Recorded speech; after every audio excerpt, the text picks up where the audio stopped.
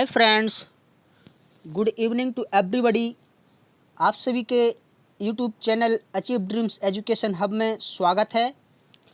आज हम फिर से इतिहास आधुनिक भारत मोस्ट क्वेश्चंस पढ़ेंगे। जैसा कि हम पिछले पाँच वीडियोस में इसी से संबंधित रिलेटेड क्वेश्चंस ला रहे हैं। तो चलिए, तो बिना टाइम वेस्ट किए हम स्टार्ट करते हैं आधुनिक भारत का इतिहास। तो अगर आप मेरे चैनल में नए आए हुए हैं तो इससे पहले मेरे चैनल को लाइक करें, शेयर करें और सब्सक्राइब करें और कमेंट्स में ज़रूर बताएं कि आपको यह प्रश्न कैसे लगे। और ऐसा हो सकता है कि ऐसा कोई पढ़ा रहा हो। देखिए, स्टार्ट करते हैं।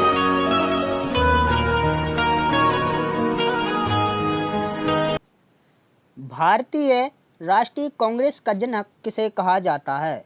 तो ए.ओ. ह्यूम को भारतीय राष्ट्रीय कांग्रेस का जनक कहा जाता है। ए.ओ. ह्यूम को भारतीय राष्ट्रीय कांग्रेस का जनक कहा जाता है। इस क्वेश्चन को थोड़ा डिटेल में देखते हैं दोस्तों। डिटेल में देखते हैं तो भारतीय राष्ट्रीय कांग्रेस का जनक ए.ओ. ह्यूम को कहा जाता है। 1885 ईस्वी को ए.ओ. ह्यूम के नेतृत्व में भारतीय राष्ट्रीय कांग्रेस की स्थापना हुई। इसके प्रथम अध्यक्ष व्योमेश चंद्र बनर्जी थे। ठीक है दोस्तों, तो नेक्स्ट क्वेश्चन देखते हैं हम। नेक्स्ट क्वेश्चन है, कांग्रेस की पहली महिला अध्यक्ष कौन हैं? ठीक है, तो कांग्रेस की पहला महिला अध्यक्ष श्रीमती एनी बेसेंट हैं। तो इस क्वेश्चन को डिटेल में देखते हैं दोस्तों। तो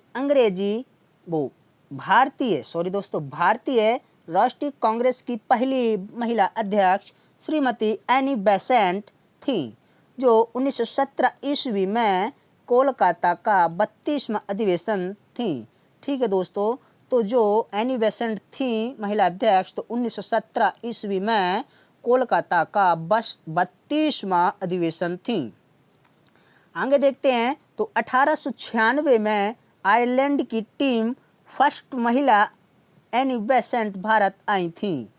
तो फर्स्ट महिला आयरलैंड से ये भारत आई थी और प्रथम विश्व युद्ध के उपरांत उन्होंने भी भारतीय स्वतंत्रता आंदोलन को समर्थन देने हेतु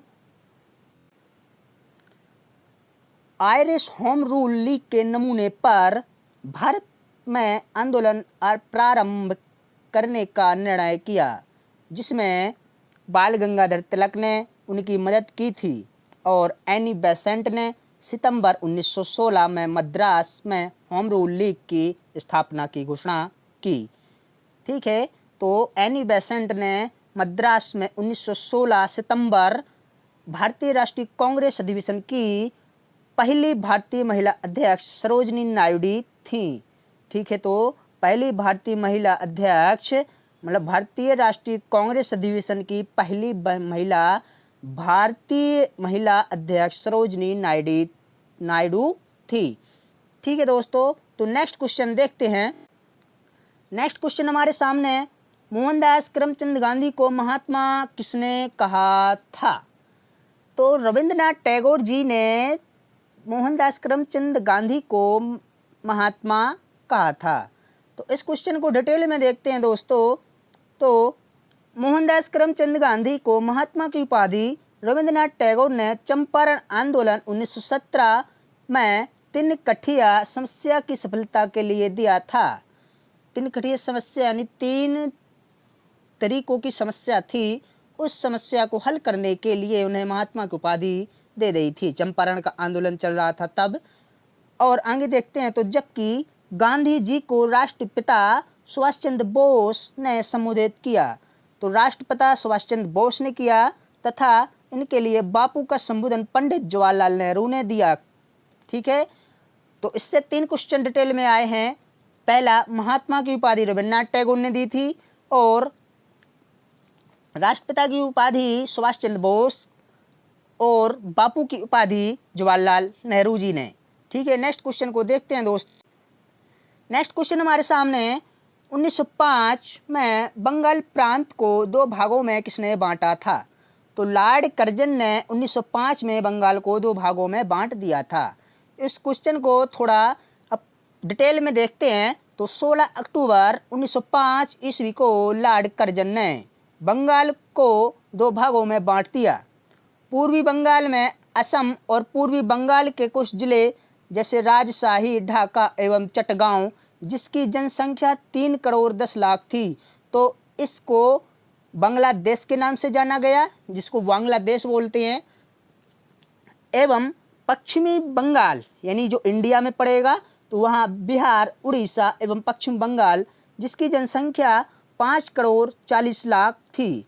ठीक है दोस्तों, तो और इस दिन बंगाल में शोक दिवस मनाया गया था। नेक्स्ट क्वेश्चन देखते हैं दोस्तों। नेक्स्ट क्वेश्चन हमारे सामने, भारतीय राष्ट्रीय कांग्रेस का पहला महासचिव कौन था? तो ए.ओ. ह्यूम भारतीय राष्ट्रीय कांग्रेस का पहला महासचिव था। तो इस क्वेश्चन को थोड़ा डिटेल में देखते हैं। तो ए.ओ. ह्यूम भारतीय राष्ट्रीय कांग्रेस के पहले महासचिव थे और 1885 पुणे में अखिल भारतीय कांग्रेस के संस्थापक सदस्य थे।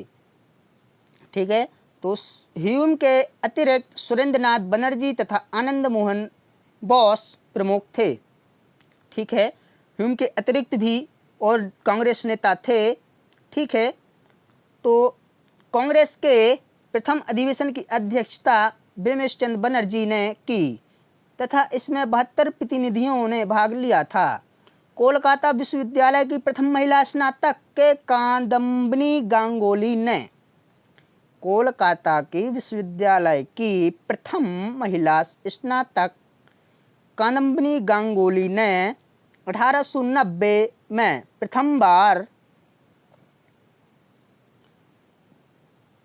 बार कांग्रेस को संबोधित किया। यहीं से भारतीय राष्ट्रीय स्वतंत्रता संघर्ष में महिलाओं की सहभागिता प्रारंभ होती है। ठीक है दोस्तों, इस क्वेश्चन को डिटेल में पूरा हो चुका है, तो आगे देखते हैं नेक्स्ट। भारत का ग्रैंड ओल्ड मैन किसे कहा जाता है? तो भारत का ग्रैंड ओल्ड मैन दादा भाई नौरोजी को कहा जाता है। ठीक है दोस्तों, तो इसको डिटेल में देखते हैं। तो भारत का grand old man of India दादा भाई नौरोजी को कहा जाता है। नौरोजी पहले भारतीय थे जो उदारवादी दल की ओर से ब्रिटिश संसद के सदस्य चुने गए और 1852 में स्थापित हुई मुंबई की पहली राजनीतिक संस्था मुंबई एसोसिएशन का श्रेय भी उन्हीं को है। इन्हें धन निष्कासन का सिद्धांत दिया। इन्होंने किसका सिद्धांत दिया? दादा भाई नौरोजी ने धन निष्कासन का सिद्धांत दिया। ठीक है दोस्तों, तो और नेक्स्ट क्वेश्चन को देखते हैं हम। किसका संबंध गदर पार्टी से नहीं था? तो बाबा गुरदीत सिंह का संबंध गदर पार्टी से नहीं था। और न इस क्वेश्चन को थोड़ा डिटेल में देखते हैं। तो पैसिफिक कास्ट हिंदुस्तान एसोसिएशन की स्थापना लाला हरदयाल द्वारा इसके अध्यक्ष के रूप में सोहन सिंह भकना, इसका नाम है सोहन सिंह भकना, के साथ मिलकर 1913 में की गई थी। और सोहन सिंह हकना, सॉरी दोस्तों, फिर से भी यहाँ पे भकना ही है, हकना लिखिए। ठीक है, तो भकना करतार सिंह सरभा, ठीक है, 1913 में की गई थी। और 1913 में सोहन सिंह भकना, करतार सिंह सरभा, अब्दुल हाफिज मोहम्मद बरकतुल्ला और रास बिहारी बोस इसके प्रमुख नेता थे। गदर पार्टी के सोहन सिंह भकना, करतार सिंह सरभा, अब्दुल हाफिज मोहम्मद बरकतुल्ला, रास बिहारी बोस इसके प्रमुख नेता थे गदर पार्टी के। और बाबा गुरदीत सिंह 1914 की कोमाकाटा मारू घटना के प्रमुख व्यक्ति थे। ये कोमाकाटा मारू घटना हुई थी वहाँ पर, तो उसके प्रमुख व्यक्ति थे। नेक्स्ट क्वेश्चन को देखते हैं दोस्त। नेक्स्ट क्वेश्चन हमारे सामने, लखनऊ समझौता किन के मध्य हुआ था? तो लखनऊ समझौता हिंदुओं तथा मुसलमानों के बीच विधानसभाओं के स्थानों के बंटवारे के बारे में हुआ था। ठीक है दोस्तों, इसको डिटेल में देखते हैं। तो दिसंबर 1916 में मुस्लिम लीग और कांग्रेस का मिलन लखनऊ के वार्षिक अधिवेशन में हुआ। ठीक है, तो 1916 में मुस्लिम और कांग्रेस का मिलन लखनऊ वार्षिक अधिवेशन में हुआ और यह समझौता लखनऊ समझौता या कांग्रेस लीग योजना के नाम से प्रसिद्ध है। और लखनऊ समझौता में कांग्रेस ने मुसलमानों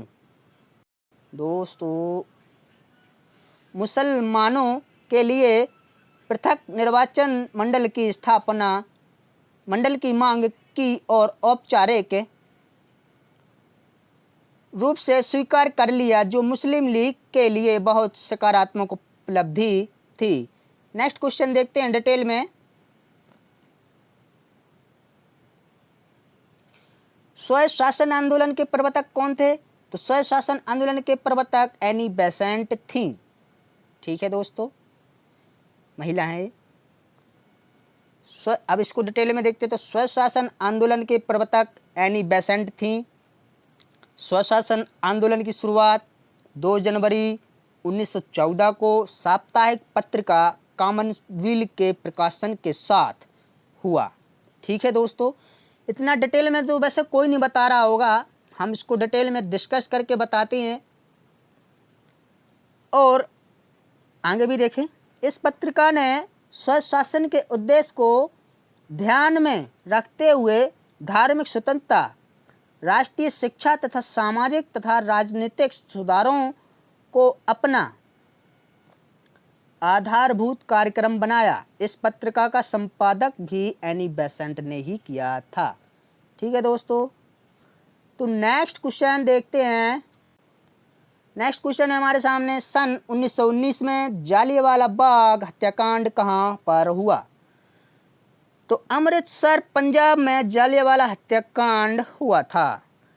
इसको डिटेल में देखते हैं। तो पंजाब के 2 लोकप्रिय नेता डॉक्टर सत्यपाल एवं डॉक्टर सफीउद्दीन को गिरफ्तारी के विरोध में जनता ने एक शांतिपूर्ण जुलूस निकाला था और पुलिस ने भीड़ को रोकने के लिए भीड़ पर गोली चला दी।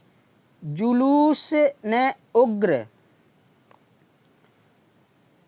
उग्र रूप धारण कर लिया और 10 अप्रैल 1919 ईस्वी को शहर का प्रशासन सैन्य अधिकारी ब्रिगेडियर जनरल आर डायर को जनरल डायर को सौंप दिया। उसी दिन को बैसाखी के दिन, वही है ना, शाम करीब 4 बजे अमृतसर के जालियांवाला बाग में आयोजित विशाल सभा पर जनरल डायर ने गोलियों की बौछार करवा दी और इसे जालियांवाला हत्याकांड के नाम से जाने जाना लगा। तो इस क्वेश्चन के साथ हम समाप्त करते हैं इस वीडियो को। और इसी प्रकार की जानकारी प्राप्त करने के लिए हमारे YouTube channel achieve dreams education hub को लाइक करें, सब्सक्राइब करें एवं शेयर करें। अगर आपको इस वीडियोस की PDF फाइल चाहिए हो तो डिस्क्रिप्शन बॉक्स में मैंने टेलीग्राम ग्रुप की लिंक सेंड कर दी है, तो आप वहां से टेलीग्राम ग्रुप ज्वाइन करके PDF फाइल प्राप्त कर सकते हैं। थैंक